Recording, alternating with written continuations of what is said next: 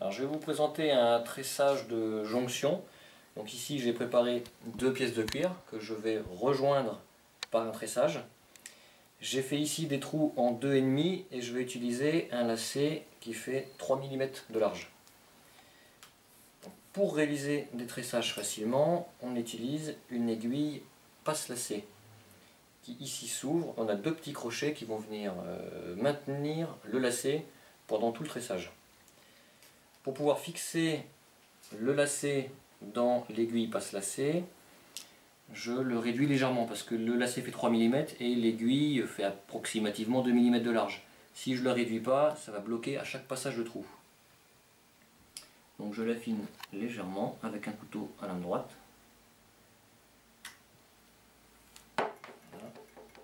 Et ensuite, je vais venir présenter mon lacet dans l'aiguille passe-lacet, entre les 2 petites parties métalliques. Le côté fleur, on le présente vers les crochets, comme ça le lacet a plus de résistance.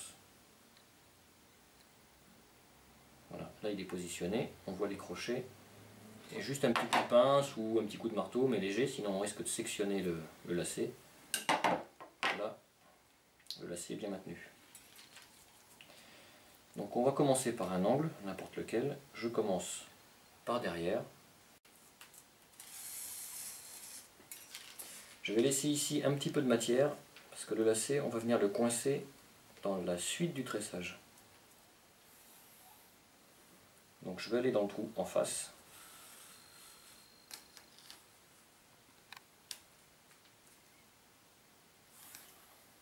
Et je reviens dans mon trou de départ. En fait, j'ai fait un tour complet.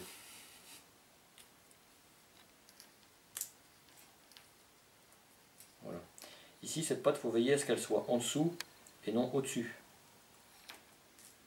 Maintenant, quand je suis côté fleur, donc là où le tressage sera esthétique, enfin, derrière il l'est aussi, on va toujours descendre en diagonale. Et pour tous les types de tressage, on veille toujours à ce que la fleur soit visible. Donc là, j'ai toujours ma fleur visible, et derrière, j'ai toujours ma fleur visible. Quand on est derrière, on va toujours remonter sans changer de côté.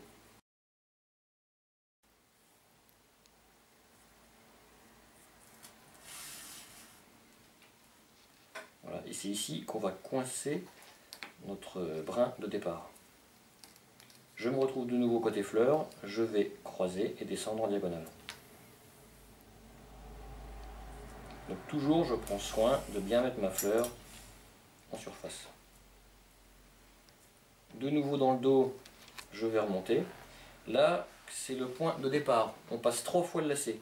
Donc il ne faut pas hésiter à utiliser le stylet pour réagrandir légèrement le trou et passer plus facilement.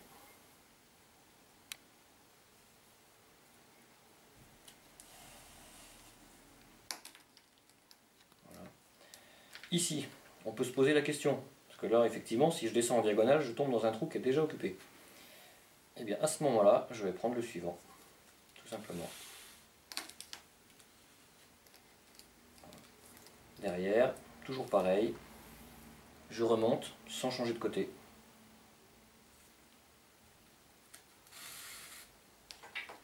Voilà. De nouveau en face, je vais descendre et croiser.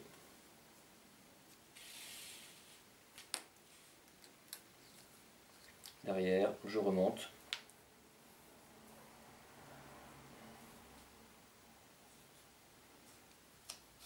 Alors pour un tressage de ce type, il faut compter à peu près 10 fois la longueur que l'on a à tresser. Si ici j'ai un tressage mettons de 5 cm, il va me falloir à peu près 50 cm de lacet pour pouvoir le réaliser. Donc je suis devant, je vais de nouveau descendre et croiser. Donc là je suis côté fleur, je descends et je croise. Ici ça me fait descendre de 2 trous. En fait je prends le premier trou disponible. Derrière, je remonte toujours d'un cran sans jamais croiser.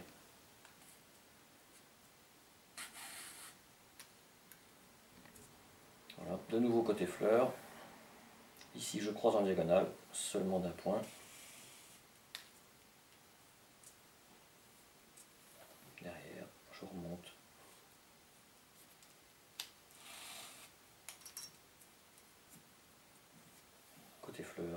croise en diagonale, je descends.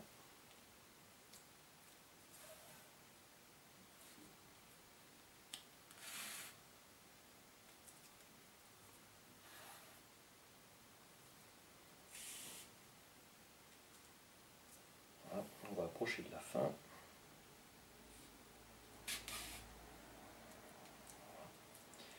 Ici, comme on est côté fleur, on croise. Donc effectivement, le point est déjà pris, mais c'est pas grave.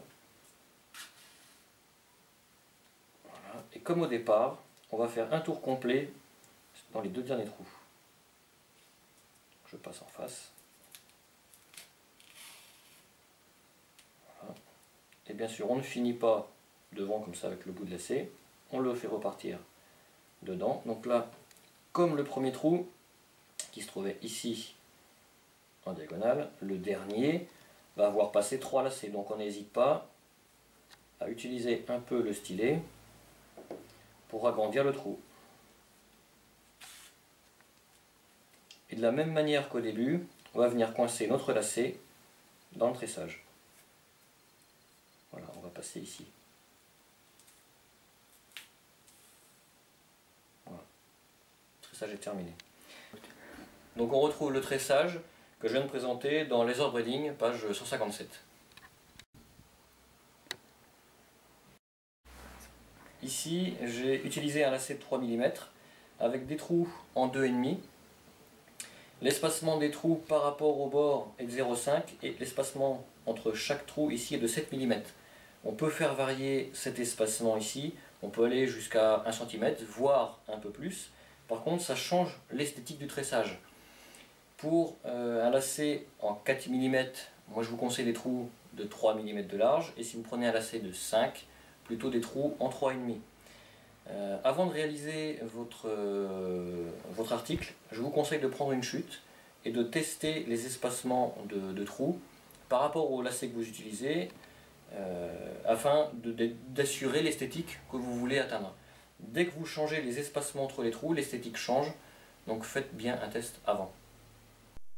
Voici quelques exemples d'application de ce tressage de type S, ici sur un baudrier pirate, ensuite sur un haut de forme où l'on voit que l'espacement des trous à la base est plus large qu'en haut du tressage, on peut donc faire varier l'esthétique.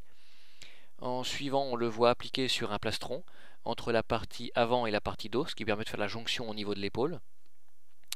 Et enfin sur un serre-taille.